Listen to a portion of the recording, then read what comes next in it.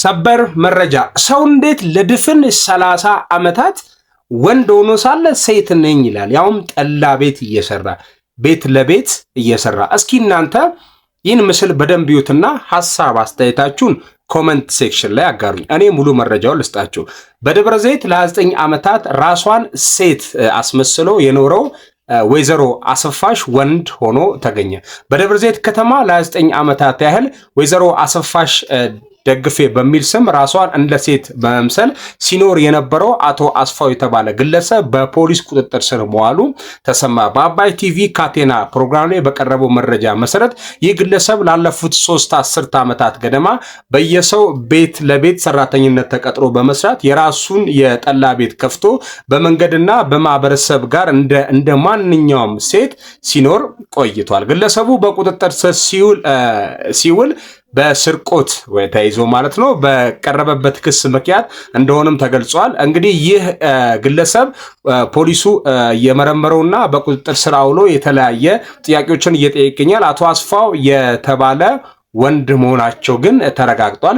ይህ ድርጊት በአካባቢው ነዋሪዎች ዘንድ ትልቅ መደነቅና መነጋገሪያ ፈጥሯል። 29 ዓመታት ማንነቱን ደብቆ እንደ ሴት ለመኖር የተገደደበት ምክንያት በፖሊስ እየተጣራና እየተመረመረ ይገኛል። የእናንተስ አስተያየት ምንድን ነው? እንዲህ ያለ ነገር ሰምታችሁ ታውቃላችሁ? ሐሳብ አስተያየታችሁን ኮሜንት ሴክሽን ላይ አጋሩ። ከዚህ ርዕስ ጋር ከዚህ ኢሹ ጋር አይሄድም።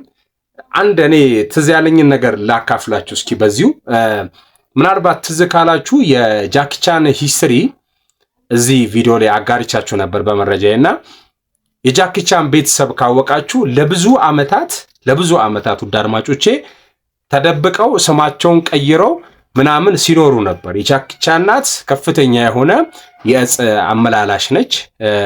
አባቷ ደግሞ የኤስኤስ የአሜሪካን ሰላይ ምናምን ሰምቲንግ እንደዛ አይነት ነገር ብቻ ግን ሌጋል የሆነ ኑሮ ለመኖር ተገደው ነበር። ስለዚህ ስማቸውን ቀይሮ ሀገራቸውን ቀይሮ ምናምን ነው ላይፍ የኖሩት። ይሄ ስምና አካባቢን የቀየሩት ማንነታቸውን የቀየሩት። ይሄኛው ግን ለየት የሚለው ጾታ ወንድ አይደለሁም ሴት ነኝ። ወንድነት እንደዚህ ያሳፍራል ነው። እሺ ሌላኛው ጥያቄ ደግሞ ብዙ ሰው ኮሜንት ላይ ጻፈ ያለው የትዳር ሁኔታስ ነው እየተባለ ያለው። እስኪ ሐሳብ አስተያየታችሁን ኮሜንት ሴክሽን ላይ አጋሩኝ። ያለኝ መረጃ ይሄ ነው። አጋሩ ለሰው ሼር ይደረግልኝ።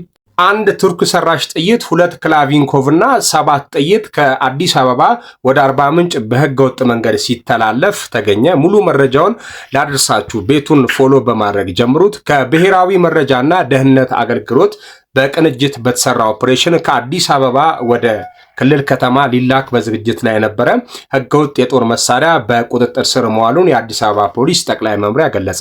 የካቲት 17 2018 ዓ.ም አዲሱ ደበበ የተባለ ተከሳሽ መነሻውን የካ ክፍለ ከተማ በማድረግ 2 ክላቪንኮቭ እና 1 ቱርክ ሰራሽ ሽጉጥ ከ7 ጥይት ጋር ሻንጣ ውስጥ በልብስ መያዣ ሻንጣ ውስጥ በመደበቅ ወደ አርባ ምንጭ ከተማ ለመላክ በዝግጅት ላይ ሳለ በአዲስ አበባ ከተማ ክፍለ ከተማ ወረዳ 8 ልዩ ቦታው ሸራተራ ተብሎ በሚጠራው አካባቢ በብሔራዊ መረጃና ደህንነት አገልግሎትና በአዲስ አበባ ፖሊስ አባላት በቁጥጥር ስር ውሏል። ተከሳሹ በቁጥጥር ስር ውሎ ተገቢው ምርመራ የተጣራበት ሲሆን በቀጣዩም የምርመራ ሂደቱን የማስፋት ተግባር እንደሚከናወን የአዲስ ከተማ ክፍለ ከተማ ፖሊስ መምሪያ ገልጿል። ህገወጥ የጦር መሳሪያ ዝውውር የሀገርን ሰላምና ጸጥታ ከማወክ ባለፈ ሀገርና ህዝብን ለጉዳት የሚያዳርግ መሆኑን በመገንዘብ መሰል ድርጊቶችን መከላከልና መቆጣጠር የሁሉም ዜጋ ድርሻ ሊሆን እንደሚገባ የአዲስ አበባ ፖሊስ ጠቅላይ መምሪያ አሳስቧል። ህብረተሰቡ ህገወጥ ድርጊትን ለመከላከል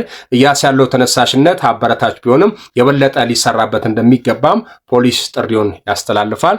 ይህን መረጃ ሼር አድርጉት። ላልሰሙ አሰሙ።